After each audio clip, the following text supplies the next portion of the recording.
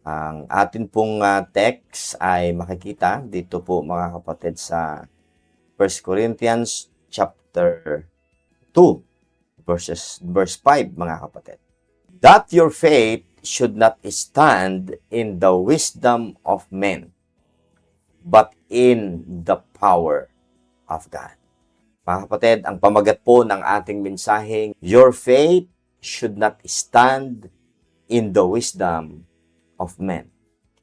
Kapag ang pananampalataya ng isang tao ay nalagak, nailagay doon sa pamamaraan ng tao dahil sa kanyang karunungan mga kapatid at hindi totally nagtiwala doon sa sinasabi ng Word of God, magkakaroon po ng problema. Nasa panahon na po tayo mga kapatid ng modern Garden of Eden. Gaya po sa Garden of Eden, kung meron pong dalawang puno na naroroon, yung isang puno ay ang tinatawag na Tree of Life at ang isa pong puno ay tinatawag mga kapatid na the Tree of the Knowledge of Good and Evil. Mamimili lamang po sila doon at kung sino po ang pumili ng mali mga kapatid ay magkakaroon po sila ng kamatayan. At ang sabi po ng Bible, that thou shall not eat of it, for in the day that thou eatest thereof, thou shalt surely die. Ang akin pong binabasa mga kapatid ay nasa Genesis 2:16 to 17. Sa panahon natin ngayon mga kapatid ay marami pong mga mensahe din po. May pangalan din pong church at minsan po ay Baptist Church pa yung pangalan ng simbahan. Pero hindi po lahat ay nagtuturo ng parehong mensahe. Okay? Kagaya po nung nakaraan, mga kapatid, na pakinggan po natin ang isang preacher na nagsasabi na kapag daw ikaw ay naniwala na ang King James Bible ay inspired, isa kang kulto. Yung nagsabi nun mga kapatid ay may pangalan siyang Baptist. Pero marami po ang umalma. Marami po ang bumatikos na mga Baptist din. So, hindi nangangahulugan na ikaw ay nasa simbahan ng Baptist ay iisa din ang sinasabi tungkol sa kung papaano ang isang tao, mga kapatid, ay maliligtas. Kaya, meron pong tinatawag mga kapatid na double tongue. Okay? Dalawang dila. Kaya po, mga kapatid, dapat maintindihan natin ang bagay pong ito. Okay? Nang dumating si Apostol Pablo dito sa Corinth, mga kapatid, sinadya niyang iwasan ang pamamaraan na magdudulot sa mga tao na magtiwala sa kanya mismo bilang preacher at sa iba pang mga method na kinreate ng tao. Kaya mas minabuti ni Apostle Paul na talagang wala siyang ibang ituturo kundi si Kristo at siyang napako. Kaya dito mga kapatid sa verses 1 and 2, basahin po natin muli ang sinasabi ng Word of God, 1 Corinthians chapter 2 verses 1 and 2. And I, brethren, when I came to you, came not with excellency of speech or of wisdom, declaring unto you the testimony of God, for I determined not to know anything among you, save Jesus Christ and Him crucified. Mga kapatid, gusto ni Apostol Pablo na ang pananampalataya po ng mga Corinth, itong mga Corinthians, mga kapatid, ay maitayo dun sa tamang object. Ang tawag dyan ay object of faith. Lahat po ng tao, mga kapatid, ay may kakayahang mag-exercise ng faith. Pero kapag ka po yung pananampalataya nila ay nailagay po sa mali, mga kapatid, ay sigurado ako, hindi po sila makikinabang doon. Okay? Mayroong isang taong malubha ang karamdaman, mga kapatid, at binigyan ng pinakamagaling na doktor at binigyan din po ng tamang gamot. Ngunit sa halip na sundin ang reseta, ito, Patuloy na nakinig sa kanyang mga kaibigan, kapitbahay, at iba't ibang expert kuno sa kanilang opinyon. Okay? At sinasabi lang, kasi minsan para makatipid, pupunta sa albularyo, ilagay mo ito, itapal mo ito, at sa totoo lang mga kapatid, meron pong kwento dito sa aming lugar, dito sa aking tinitirhan ngayon, na may kapitbahay daw po kami dito dati, mga kapatid, na namatay ang anak. Dahil po sa halip na makinig doon sa doktor, ay pinainom ng kung ano-ano pong halamang gamot daw na wala pong malinaw na patotoo na ito nga po yung nakakagaling. Ngayon ay naglaga at pinainom nga po doon sa bata. Ngunit yung palang napainom ay hindi yun po yung tinutukoy nung nagsabi. Okay? So, akala niya yun. Kasi medyo magkapareho yung pangalan. Pero hindi pala yun. At agad-agad ay kanya pong niluto at pinainom. Alam niyo nangyari mga kapatid? Namatay po yung anak. So, mga kapatid, ang pinag-uusapan natin ay ikalawang kamatayan. Ang pinag-uusapan po natin ay langit at impyerno. Hindi po pwedeng pwede na. Okay? Sabi nga po ng patalastas, hindi pwedeng pwede na.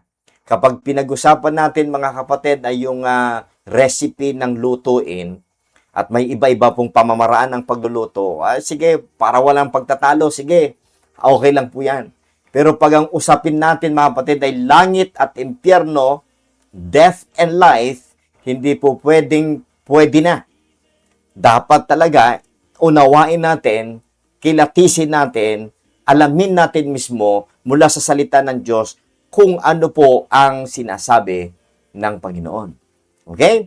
So number 1 sa ating point, number 1, reject the confusion of other messages. I-reject ang confusion, yung kalituhan ng ibang mga messages. Binalaan po, winarningan ni Apostol Pablo ang mga mananampalataya na huwag silang umalis sa gospel na ipinangaral po sa kanila. Kaya dito sa Galatians 1, 6 and 7, the Bible says, I marvel that ye are so soon removed from him that called you into the grace of Christ unto another gospel, which is not another. But there be some that troubled you and would pervert the gospel of Christ. Mga kapatid, itong audience ni Apostol Pablo, ito pong kanya pong mga tinuturuan na Galatians mga kapatid, ay sinasaway po niya sapagkat may tao na nagpe-pervert ng gospel na tinuro po nila at sinabihan ng Apostol Pablo na talagang alisin ninyo, tanggalin ninyo, masumpa ang sino man nagtuturo ng gayon sapagkat mga kapatid, hindi po yon ang gospel of Christ. Isa sa pangunahing dahilan ng kalituhan ay ang paghahalo ng mensahe, mga kapatid, sa buong panahon sa Bible. May nagtuturo na pare-pareho lang ang paraan ng kaligtasan. Mga kapatid, wala namang problema yan. I-qualify lang po natin. Ako po ay naniniwala na sa lahat ng panahon, ang dugo ni Jesus Christ lamang ang pwedeng makapag-alis ng kasalanan. Marahil hindi alam ni Abel ang significance, mga kapatid, ng pag-aalay niya doon sa panahon po niya, mga kapatid.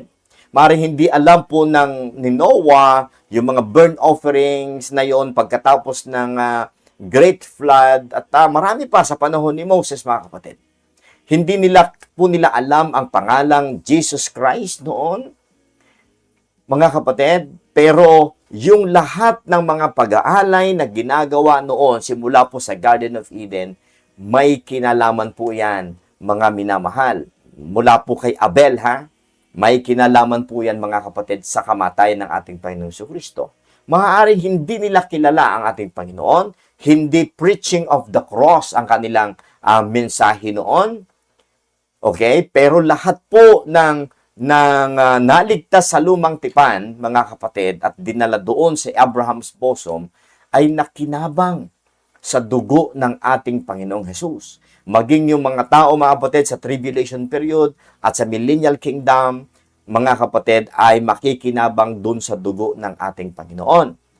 Talaga namang iisa ang makapagliligtas, dugo lamang ni Jesus Christ sa lahat ng panahon. Ngunit, may pasubali po, hindi lahat ng panahon ay pare-pareho ang revealed truth. Hindi sa lahat ng panahon ay ang pangangaral ay yung tinatawag na death, burial, and resurrection. Kailan po ba itinuro sa lahat ng panahon, simula kay Abel, ang preaching of the cross? Ang tawag ni Apostle Paul sa gospel na tinuturo niya ay preaching of the cross. Mga kapatid, kahit po sa panahon po ng 12 disciples sa Matthew chapter 16, ni-rebuke ni Apostle Peter si Jesus Christ nung sinasabi ni Kristo na kinakailangan siyang mamatay at muling mabubuhay sa ikatlong araw. Ni-rebuke po siya ni Peter. At ang sabi ng Panginoong Hesus, "Get thee behind me, Satan." Sa Luke chapter 18 naman, sa Luke chapter 18 verses 31 to 34, mga kapatid, maliwanag po doon na binabanggit din po ng Panginoong Jesucristo ang tungkol sa kanyang kamatayan. Yun po yung preaching of the cross na sinasabi ni Apostol Pablo. Pero nung si Kristo mismo ang nagsasaysay ng tungkol doon, makikita nyo sa Luke chapter 18 verses 31 to 34 na wala silang naunawaan. Hindi nila naintindihan. Hindi nila alam yung pong bisa ng kamatayan, pagkalibing at muling pagkabuhay. Maaring binabahagi na ni Kristo ito sa panahon ng mga disipulo, pero hindi pa yon ang object ng faith. Sana po nagiging malinaw sa inyo. Ang pananampalatayanan or ang object of faith sa panahon noong hindi pa namamatay si Kristo ay si Kristo ang sinugo ng Diyos bilang Messiah ng bansang Israel. Tanggapin nila si Kristo sa pamamagitan ng pananampalataya na si Kristo ang tagapagligtas. At bilang pagtanggap kay Kristo, pagkilala kay Kristo, sila ay magpakita ng pagsunod sa pamamagitan ng paglulubog o sa tubig ng bautismo. Kasama po yun sa kanilang mensahe. Sapagkat humihingi po, mga kapatid, si John the Baptist ng fruits of repentance before niya bautismuhan. Maging po sa early Acts, mga kapatid, ang object ng pananampalatayanan ng mga Hudyo during Acts chapter 2, mga kapatid, ay hindi pa rin ang death, burial, and resurrection. Kundi magsisi ang mga Hudyo that time dahil pinatay nila ang kanilang Messiah. At kung sila'y tunay na nagsisisi, sila'y magpabautismo. Kaya si Peter ay nagbautismo sa kanila at kasama yung kanyang mga alagad. At ang sabi ng Bible, 3,000 souls were added to the church that time. So bagamat, mga kapatid, namatay na si Kristo, hindi pa rin yun yung mensahe. Kaya, dapat maintindihan po ito ng mga mangangaral ngayon. Sa Acts chapter 9, nung si Apostle Paul ay naligtas, doon po nagsimula na nagkaroon ng pakinabang ang cross ng ating Panginoon. Kasi sa Acts chapter 2, verdict po ito para bang sinisisi po sila dahil pinatay nila ang kanilang Kristo. Hindi pa good news ang cross before. Pero pagdating kay Apostle Paul, nung tinuro niya na yung death, burial, and resurrection, dun pa lamang po, mga kapatid, naging good news ang cross. Before, ang cross ay isang sumpa. Before, ang cross, mga kapatid, ay hindi good news. Ayaw ito ng mga alagad. Hindi nila ito tinatanggap. At maging nung mabuhay muli ang ating Panginoong Jesucristo, ayaw nga nilang maniwala na nabuhay muli si Jesus Christ. Maging si Thomas, mga kapatid, sa John chapter 20, ayaw niyang maniwala. Pero, ligtas po sila. Bakit? Sumampalataya sila na si Kristo nga ang Messiah. hindi po sila nananampalataya noon kagaya natin sa death, burial, and resurrection. Especially during Christ's earthly ministry. Ayaw ng disciples na mamatay si Kristo. At maging yung pagkabuhay niyang muli, ayaw po nilang maniwala. At maging si Thomas na absent nung araw mismo na nagtitipon ng mga disciples, absent si Thomas. At nung pangalawang linggo, sabi ng mga alagad, nakita namin ang Panginoon Hesus, nabuhay siyang muli. Alam niyo, sabi ni Thomas, mga kapatid, malibang maipasok ko ang aking daliri sa kanyang tagiliran at sa kanyang kamay, ay hindi ako maniniwala. Di ba? Pero, mga kapatid, ligtas po si Thomas. Kahit hindi siya naniniwala sa resurrection ni Jesus Christ, ligtas po si Thomas. Bakit? Kasi ang object ng faith nila noon ay hindi ang death, burial, and resurrection, kundi manampalataya sila na si Kristo nga yung sinugo ng Ama na siyang King of the Jews. Siya ang Messiah. At siya yung hari sa kingdom. Yun po ang object ng faith nila noon. Diba? Ngayon, sa ating panahon ngayon, hindi mo basta ituturo na si Kristo ang Messiah. Halika at magpabautismo at magpasakop ka sa aming simbahan. Walang ganong mensahe tayo ngayon. Ang mensahe natin ngayon ay believe on the Lord Jesus Christ, that His blood, His sufficient work of Calvary is enough for us to accept in heaven. Yun ang preaching natin ngayon. Hindi kasama yung water baptism, hindi po kasama yung iba't ibang mga ritual na yan, at hindi tayo humahanap ng signs, wonders, and miracles, at hindi po tayo nagbibigay ng proof na tayo tunay na ligtas kasi nag-speak in tongues po tayo. Hindi po yan ngayon. Hindi ganyan ngayon.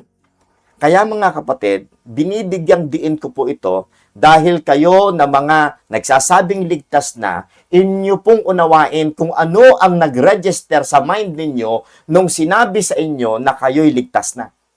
Paano nyo tinanggap ang kaligtasan? Pinapasok at inimbitahan nyo ba si Kristo sa inyong puso? Nung time ba na iyon, totally na intindihan nyo na si Kristo lamang ang tagapagligtas? Talaga ba? Na walang bahagi ang tao sa kanyang kaligtasan? O nung panahon ba na yon ay iniisip mo na kung hindi ka nag-pray ng sinner's prayer ay hindi ka ligtas? Aba, inyo pong itanong yan sapagkat kung kayo po hanggang ngayon ay laging nagdududa sa inyong kaligtasan, abay kayo po ay mag-alala sapagkat ang tunay po na kaligtasan o naligtas, sabi ni Apostol Pablo sa 2 Corinthians chapter 5, are always confident.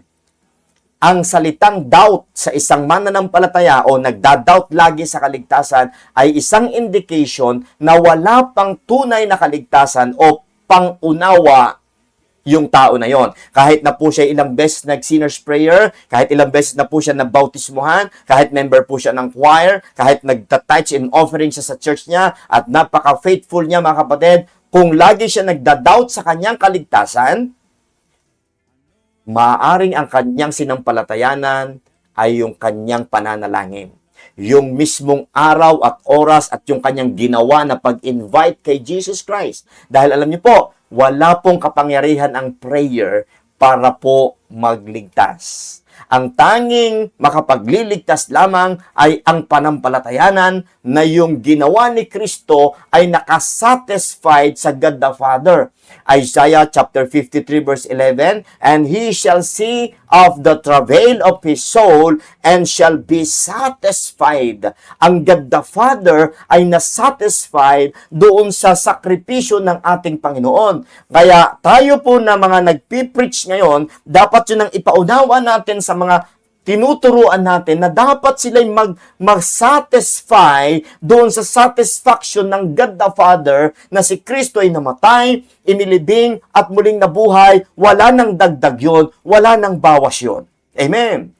Kung habang nakikinig ang isang tao sa pangangaral na iyon ay sumasampalataya siya kahit hindi pa siya nagpipray, kahit wala pang paglakad sa aisle mga kapatid, kagaya ni Cornelius sa Acts chapter 10, kasama yung kanyang mga kasamahan, ay naligtas pinasukan ng banal na spirito kahit wala pang prayer, kahit wala pang sinner's prayer. Listen, ang tunay na kaligtasan sa panahon na ito ay tanging pananampalataya lamang, walang dagdag, walang bawas.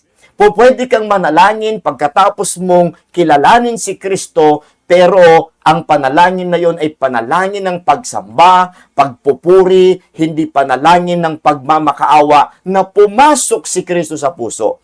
Kahit na anong invite mo kay Kristo na pumasok sa puso mo, kung di mo pa naiintindihan ng lubos na sapat yung kanyang ginawa, yung dugo niya ay ang tanging pangbayad sa kasalanan, kahit 1,000 pang beses mong anyayahan si Kristo sa iyong puso at tanggapin siya sa pamamagitan ng prayer, hindi ka maliligtas. Okay? May record sa Bible na walang nag-pray ng sinner's prayer pero pinasukan ng banal na spirito. Pero ang nakapagtataka, wala ni isang record sa bagong tipan na nag-pray ng sinner's prayer at pinasukan ng banal na spirito.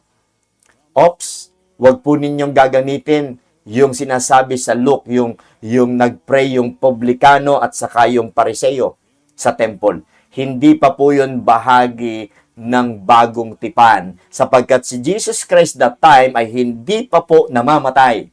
Hindi pa po nag-i-exist ang mensahe ng death, burial, and resurrection for them to be saved. Iba pa po ang object ng faith nila noon. Kaya wag po ninyong gagamitin yung example na yon. Ang sinasabi ko ay sa Book of Acts. Amen. Ang sinasabi ko, nung panahon ni Apostol Pablo, si Apostol Pablo po ba ay nag-share ng gospel at siya po ba ay nagpasunod sa prayer? Meron po bang kahit isang account?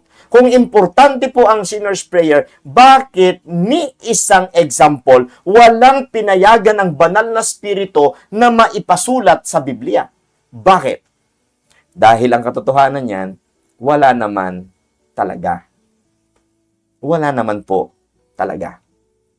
Kaya ikaw, kaibigan, nakikinig ngayon, at member ka sa isang church na nagsasabing ligtas na ikaw. Maybe, member ka ng choir. Maybe, nagbibigay ka ng tithes and offering at faithful ka sa iyong first fruit. But if you're always doubting your salvation, mayroon kang malaking problema. Huwag mong ipagwalang bahala ito. Sapagkat kapag namatay ka, na nagdududa ka, ang sabi po ng Romans chapter 14, lahat ng hindi sa pananampalataya, ang nagdududa po ay kaakibat ng kapahamakan, ng condemnation. Kaya kung nagdududa ka at ibig sabihin wala ka pa sa pananampalataya, kaya ka nagdududa. Kasi ang tunay po na ligtas ay hindi nagda-doubt sa kaligtasan. Sapagkat sabi po ni Apostle Paul once again, sa 2 Corinthians chapter 5 verses 6 to 8. Sabi niya, we are always confident that whilst we are in this body, we are absent from the Lord. Okay? What sinasabi niya? Kapag absent tayo from the body, we are present with the Lord. Inulit po niya sa verse 8, we are confident, I say. Diba? So, ang tunay na ligtas ay laging confident. Walang panahon simula nang siya'y naligtas, na siya po'y nagda-doubt sa kaligtasan. Pag very frequent, very often ang iyong pagdududa at ang tanong mo lagi, ligtas nga ba talaga ako? Nakapag-pray nga ba? Nung tinanggap ko kaya ang Panginoon, tama kaya yung paraan ng aking pagtanggap? Ibig sabihin, wala na sa gospel, wala na sa death, burial, and resurrection ang object ng faith mo. Nasa performance mo na. Papaano mo siya tinanggap. Listen, ang pinag-uusapan hindi kung papaano mo siya tinanggap. Ang pinag-uusapan ay papaano kanya tinubos. Papaano naging sapat. Sapat ba ang kanyang ginawa o hindi? O, kung sapat, yun. Sampalatayanan mo yun. Ramdam mo, alam mo sa sarili mo na you are welcome in heaven because the Holy Spirit will be the one to give you that assurance. Your pastor cannot give you that assurance. Your preacher cannot give you that assurance. Only God, only Holy Spirit of God can give you that assurance. Sabi po sa Romans chapter 8, mga kapatid, the Spirit itself beareth witness with our spirit that we are the children of God. Sino po ang magpapatotoo na anak ka ng Diyos? Ang banal na Espiritu mismo. Hindi si pastor. Hindi ang preacher. Kaya mag-iingat po tayo, mga kapatid. At nawa, wala ni isa man sa atin, sa inyo na nakikinig ngayon, na patuloy na papayagang malilito lang ang mga nakikinig sa Kanya. So number 1, mga kapatid, sa ating pong message ngayon, sa ating pong outline ngayon, mga kapatid, reject the confusion of other messages. Okay? Reject it. Iba po ang mensahe ni John the Baptist patungkol sa kung papaano po maliligtas. Ang sabi po sa Matthew 3:2, repent for the kingdom of heaven is at hand. Yan ang preaching po, mga kapatid, ni John the Baptist. Hindi po nagpipreach si John the Baptist na repent and accept the Lord Jesus Christ and believe the death, burial, and resurrection. Walang preaching na ganyan si John the Baptist. Maging ang ating Panginoong Hesus sa Matthew 10:7. At ito yung utos ng ating Panginoong Hesus sa kanyang 12 alagad. Anong sabi po doon? Matthew 10:7, and as ye go, preach, saying, the kingdom of heaven is at hand. So maliwanag po na about millennial kingdom, about kingdom of heaven, ang pinipreach ng 12 disciples. Hindi po yan ang preaching natin ngayon. Amen. Saan makikita ang preaching natin ngayon, mga kapatid? Puntahan po natin ang 1 Corinthians 15 verses 1 to 4. Okay? Ito po ang mensahe natin. Hindi po yung mensahe ni John the Baptist. Hindi po. Tingnan po ninyo, mga kapatid. Anong sabi ng 1 Corinthians 15, 1 to 4, si Apostle Paul ang nagsulat, at ang sabi niya, moreover, brethren, I declare unto you the gospel, which I preach unto you, which also ye have received. Anong nireceive nila? Yung message. Ngayon, ang binibigyan ng emphasis sa mga soul winning, receive the Lord Jesus. Hindi nila binibigyan ng din yung receive the gospel message. Iba po yung gospel at iba po si Jesus Christ. Inseparable po sila, pero ang nire-receive dito, ayon po sa 1 Corinthians 15, yung message. Paniniwalaan mo na totoo si Kristo, pero ang i-receive mo ay yung mensahe tungkol kay Kristo na sapat na ang kanyang ginawa. Kasi po, marami namang tumatanggap kay Kristo eh. Ang mga Katoliko, laging tinatanggap si Kristo kapag kumakain ng ostya, naglo-Lord Supper. Tinatanggap nila lagi si Kristo. Ang mga Baptist, lagi rin tinatanggap si Kristo. Kapag nag-sinner's prayer, tinatanggap po nila si Kristo.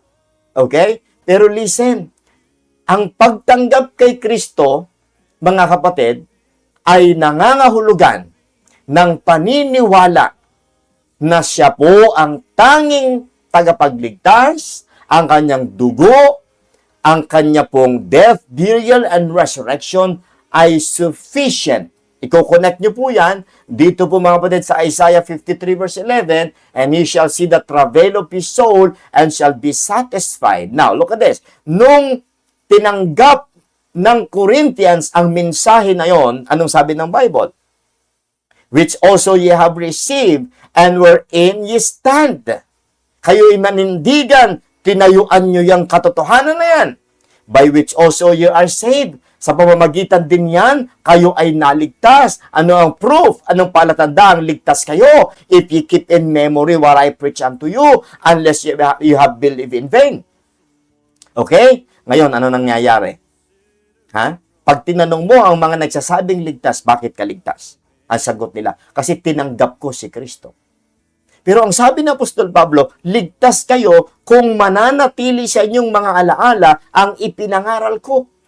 Mga kapatid, ang object ng faith ay hindi yung tinanggap mo si Kristo, kasi ikaw ang gumawa nun. ang kaligtasan, ang pinag-uusapan sa assurance of salvation ay hindi yung performance na ginawa mo. Dapat ang ma-highlight kapag tinanong ka kung bakit ka ligtas ay dahil si Kristo ang namatay, ang inilibing, at muling nabuhay. Dapat yun ang lalabas sa iyong testimony, hindi yung tinanggap mo, hindi yung ikaw ang nagpapasok sa kanya sa iyong puso. Dapat ang maintindihan mo, papaano kanya tinatanggap bagaman ikaw ay makasalanan. Sa pamamagitan ng dugo ni Kristo, tinatanggap ka ng Diyos. Siya ang tumatawag. Siya ang nag-i-invite. Sabi niya, come unto me. Tayo ang lalapit sa Kanya at tayo po'y magpapakumbaba at sasabihin natin sa Kanya, Lord, naririto ako, kinikilala ko nga po ang kasapatan ng iyong ginawa. Walang masamang prayer kung ganun ang prayer mo.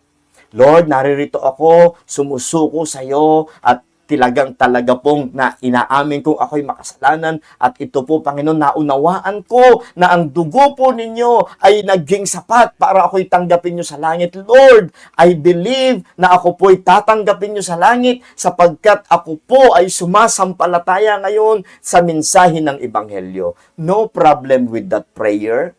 Pero kung ang prayer mo, Lord, maawa ka sa akin, na para bang hindi pa naaawaan Diyos sa Kanya. Hey, listen!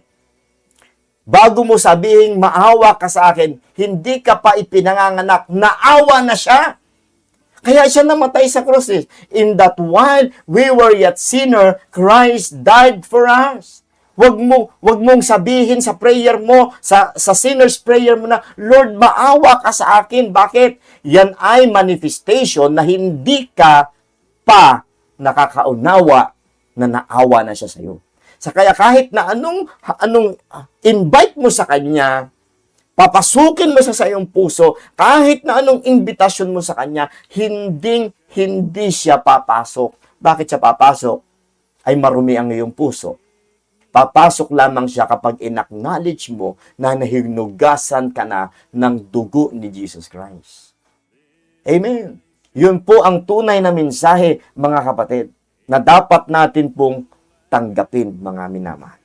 Amen? Ano pang sabi ng Bible? For I deliver unto you first of all that which I also receive. See, si Apostol Pablo tumanggap din eh. Pero ang tinanggap niya ay ang mensahe ng death, burial, and resurrection. And how that, sabi niya, how that Christ died for our sins according to the Scriptures. And that He was buried, and that He rose again the third day according to the Scriptures. Amen, mga kapatid. Amen? Yan po dapat. Dapat tanggihan ng mananampalataya ang anumang taliwas dito sa 1 Corinthians 15, 1-4. Ano mga mensahe na hindi consistent sa 1 Corinthians 15, 1-4, mga kapatid, at hindi consistent sa sinuturo ni Apostol Pablo sa Book of Romans, sa Book of Galatians, mga kapatid, sabi niya, hayaan itong i-reject. I-reject natin, okay? Ang faith, kapag ang faith ay nakatayo sa theological system ng tao o yung method ng tao, hindi ito magiging matatag. Ngunit kapag ang faith ay nakatayo sa Ebanghelyo, sa Gospel of the Grace of God, ito po ay tiyak na may kapangyarihan upang maligtas ang isang taong sumasampalataya. Number 2, mga kapatid. Number 2 sa ating point ngayon pong tanghali. Number 2, refuse the counterfeit prosperity preaching. Ano ito? Isa pang karunungan ng tao ay ang prosperity gospel. Ano po ang prosperity gospel? Itinuturo ng mensaheng ito na lumapit ka kay Kristo, tanggapin mo siya, nandun din yung pagtanggap. Okay? Nagpipray din sila ng sinner's prayer, pero may matindi ito. Bakit? Sapagkat merong kaakibat na promises. Sabi nila, upang yumaman ka, upang magtagumpay ka, upang gumaling ka sa lahat ng iyong karamdaman, upang ma-promote ka sa iyong trabaho, at magkaroon ka ng masaganang buhay sa lupa. Alam nyo, pag narinig nyo yan, na isinasama doon sa gospel, mga kapatid, naniniwala din sila sa kamatayan ni Kristo, pero narinig niyo po yan na may pangako tungkol sa pagyaman, yan po, ang tawag dyan ay prosperity gospel. Mag-ingat po tayo. Okay? Dapat, mga kapatid, ang focus po ng pangangaral ay ang ginawa ng ating Panginoon. Kaya po dito sa 1 Corinthians 1:23, the Bible says, "But we preach Christ crucified, unto the Jews a stumbling block, and unto the Greeks foolishness." Ang prosperity gospel or message, mga kapatid, ay kaakit-akit. Okay? Kaakit-akit, lalo na sa mga covetous, sa mga gustong-gustong yumaman. Dahil likas sa tao, mga kapatid, na naghahangad po ng material na pagpapala.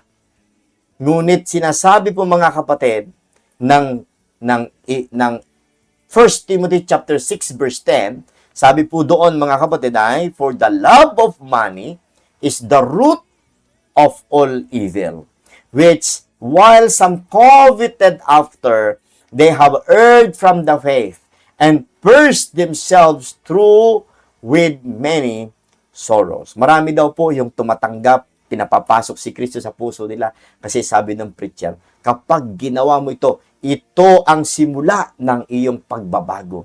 At ang pagbabago na nasa isip niya, magbabago ang buhay, hindi na mag-uulam ng tuyo, hindi na maglalakad, kundi may bagong sasakyan, may bagong bahay, basta maging faithful ka lang sa tithes and offering mo, yan, kasama yan, magkakasunod yan, mga kapatid. Pag ganyan po, ang preaching ng isang pastor, ang tawag po dyan ay prosperity gospel. Okay? Tandaan niyo po yan, mga kapatid. Kapag ang tao ay naakit, mga kapatid, sa pangakong pera at tagumpay, kadalasan ang kanyang faith ay nakatayo, mga kapatid, saan? Ang faith niya hindi sa gospel nakatayo. Kasi po, ang pinaka-essence ng gospel of Christ ay ang pagkaligtas ng kaluluwa mula sa apoy ng impyerno. Pero ang prosperity gospel, alam niyo ang tinuturo, pagkaligtas ng buhay mula sa kahirapan.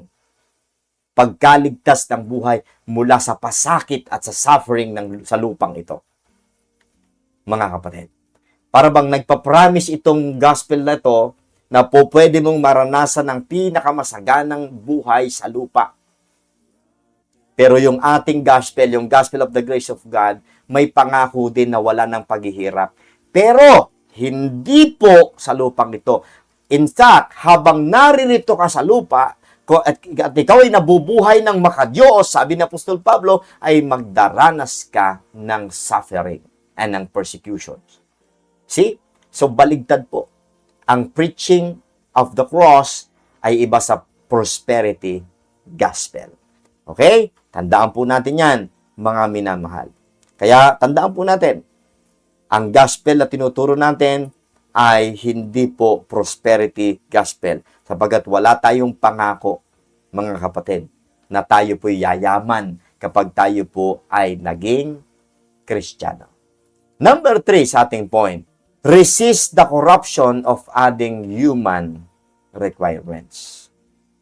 Okay, itong problema, dinadagdagan. Sapat na raw yung ginawa ni Kristo, pero pag in-apply na, ay may dagdag. Okay, number 3, resist the corruption of adding human requirements. Marahil, listen to this, ang pinakamapanganib na wisdom of man ay ang pagdaragdag sa mga requirements maliban doon sa sapat na ginawa ni Kristo. Okay, maraming tapat na preacher. Okay? Hindi ko sinasabing lahat ay deceiver sila kasi yung iba doon naging faithful lang sa naituro sa kanila ng mga mentors nila. Pero marami pong nagtuturo na sinasabi ay ganito.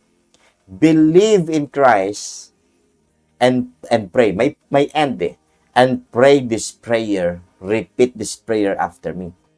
Hindi po yan ang gospel. Ano pa? Believe in Christ plus repeat these words after me. Minsan hindi prayer eh. Banggitin mo itong mga salitang ito para lamang ginaya yung kasalan. Ha? Para lang ginaya mga kapatid yung sige. Kayong mag-asawa, repeat this words after me. Hindi. Kung sa kasalan yan, o anuman okasyon, o anuman yan, okay lang yan, sige lang. Pero wag na wag yung gagawin yan sa kaligtasan ng kaluluwa. Delikado yan mga kapatid. Hindi yan ang tinuturo ng Bible. Ha? Pagdating sa kaligtasan ng kaluluwa, huwag na huwag niyong hahayaan na magamit kayo ng devil para mabago yung mensahe. Kasi po, ang pinag-uusapan natin dito, impyerno, mga kapatid. Baka kayo ang daming napatanggap, pero ang sinampalataya ng pala nung inyong pinatanggap, hindi nyo kasi nililinaw, ay akala niya may bahagi yung prayer niya. O, kaya lagi siya nagdududa. Kaya listen, mga kapatid, ang issue ay hindi kung maaaring manalangin ng isang tao pagkatapos sa pampalataya. Walang issue sa pananalangin. Ang issue kapag po idinagdag na kondisyon yung pananalangin sa ginawa ni Kristo. Doon na magiging po yun, mga kapatid, mapanganib, ha? Maliwanag po sa Ephesians 2:8 and 9, alam na po natin yun, mga kapatid, na for by grace are ye saved, through faith, and that not of yourselves. Ha? It is the gift of God. Okay? Hindi hinihingi ang gift. Kusang binibigay ang gift, at pag natanggap ang gift, ang sasabihin lang, thank you po. Amen. Meron ka bang nakita na nagde-demand ng gift? Akin na yung gift ko. Hindi. Parang yung mga nagsasabing kailangan po mag-sinner's prayer, hinihingi sa Diyos yung gift. Ay, listen, matagal na hong ibinigay ang gift. Para bang yung gift ay nandyan na lang sa table. May pangalan ka na nga eh. Oh. All you have to do is angkinin mo ito. Palibasa po, intangible, hindi nakahawakan. Ha? Ang gift ng Panginoon ay si Jesus Christ. Hindi nakahawakan si Jesus Christ. Ang gift ng Panginoon ay yung paniwalaan, yung death, burial, and resurrection. Hindi mo mahawakan ang death, burial, and resurrection. And therefore, hindi mo ito mahihingi. Ang pwede mong magawa upang ito ay matanggap, gawa pero respond. Okay? Hindi tinuturing na gawa ang pagsampalataya.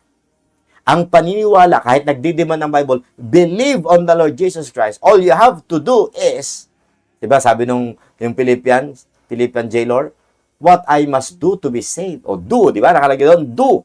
What I must do to be saved. Anong gagawin ko? Sinabi ni Paul, ang sabi ni Paul, believe on the Lord Jesus Christ and thou shalt be saved. So yung believe doon ay isang command, mga kapatid, na hindi itinuturing na gawa. Romans 4:5. He that believeth, okay, and worketh not.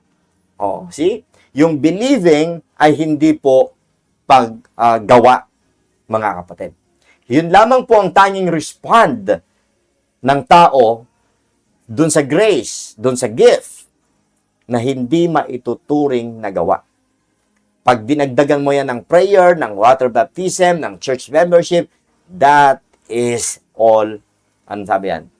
Lahat yun ay works of righteousness. Pwede namang maganda yun. Sabi niya, ano bang masama sa prayer? Wala man pong masama doon. Pero sabi po ng Titus 3:5, not of works of righteousness which we have done. Ang prayer po ay works of righteousness. Pero sabi ng Bible, hindi doon tayo na-save. Hindi. Dapat maintindihan po natin lahat yan. Amen. Ang kaligtasan ay tinatanggap sa pamamagitan ng pananampalataya. At ang pananampalataya ay nangyayari sa puso at isip, hindi sa bibig. Lagi kong sinasabi, ang bibig ay parang tambutso lamang ng puso. Ang ingay ng makina lumalabas sa tambutso, tahimik dun sa tapat ng makina. pero ang lakas doon sa may tambutso. Pero ang pangyayari, ang operation nangyayari sa makina, hindi doon sa tambutso. Ganon din po. Ang kaligtasan ay nangyayari sa puso, hindi sa nguso. Ha? Tandaan po natin yan. Kaya pumutok doon sa tambutso sapagkat nasunog na, sumabog na yung apoy doon sa makina. Kaya nagsasabi si tambutso na bam, bam, di ba? Iba-iba yung tunog ng tambutso, kaya lalo na pag yung motor, mga kapatid, na talagang sinadya na napalakasan yung, di ba? Yung bawat putok noon, mga kapatid, ay nagsasabi na sumabog na yung gasolina doon o yung krudo doon sa loob ng makina. Kaya pag lumabas ng pumutok doon, mga kapatid, na narinig doon sa tambutso, tapos na po ang transaksyon. So, ganun din po sa kaligtasan ng kaluluwa. Ang prayer ay hindi po basis na save ka. Ha? Hindi po, mga kapatid. Tandaan po natin yan. O hindi yung basis na pag ikaw ay nag-pray ng sinner's prayer, eh doon ka masisave. Hindi po. Mag-pray ka man o hindi, pero sumasampalataya ka sa ginawa ng Panginoon, ligtas ka. Yan po ang nangyari kay Cornelius at sa kanyang mga kasamahan. Huwag nating ipilit dahil wala namang talagang malinaw ni isang example na may nag-pray ng sinner's prayer at nasave. Ulitin ko, hindi po pwedeng gamitin yung publican at saka yung Pharisees, sapagkat Old Testament pa po yun, sapagkat di pa namamatay si Jesus Christ. According sa Hebrews chapter 9, 15 to 17, kailangan mamatay muna ang testator bago umiral ang testament. Wala pa pong New Testament, di pa po pasok sa New Testament yun. Kaya wag po ninyong gagamitin yun. Okay? Ang kapangyarihan ay wala sa isang panalangin. Ang kapangyarihan para maligtas ay wala sa emosyonal na mga salita. Ang kapangyarihan ay wala sa formula ng soul winning. Ang kapangyarihan ay nasa gospel mismo. Amen. For I am not ashamed of the gospel of Christ, sabi ni Paul, Romans 1 verse 16, for it is the power of God unto salvation to everyone that believeth. Sa oras na magtiwala ang tao sa isang prayer o sa ritual o sa formula ng tao, listen, na ililipat ang kanyang faith mula sa kapangyarihan ng Diyos papunta sa wisdom of men. And therefore, hindi tunay na save ang mga taong idinagdag ang anumang ritual sa finished work ni Jesus Christ. Okay? Huwag nating ilagay ang ating confidence, mga kapatid, sa sinasabi ng tao, kundi sa sinabi mismo ng Ebanghelyo. Amen? For our conclusion, simple lamang po ang hangarin ni Apostol Pablo. Sabi po sa ating text that your faith should not stand in the wisdom of man, but in the power of God. Sa panahon natin ngayon, mga kapatid, lumitaw na po ang napakaraming tree of the knowledge of good and evil, wisdom of men. Ang kasagutan, mga kapatid, ay hindi yung kahusayan nating magsalita. Hindi po pinag-uusapan kung marunong ka sa psychology o nag-aral ka at naging doctorate ka, mga kapatid, at nag-aral ka sa Bible school. Hindi po pinag-uusapan kung gaano ka sensible yung iyong mga formulas. Ang tanging sagot para maligtas ang tao, mga kapatid, ay ang pure gospel of the grace of God. Kaya't buong panatag nating ipahayag. Sabihin natin ang 1 Corinthians chapter 15:3 and 4. For I delivered unto you first of all, which I also received. Ito ang isi-share natin. How that Christ died for our sins according to the scriptures, and that He was buried, and that He rose again the third day according to the scripture, mga kapatid.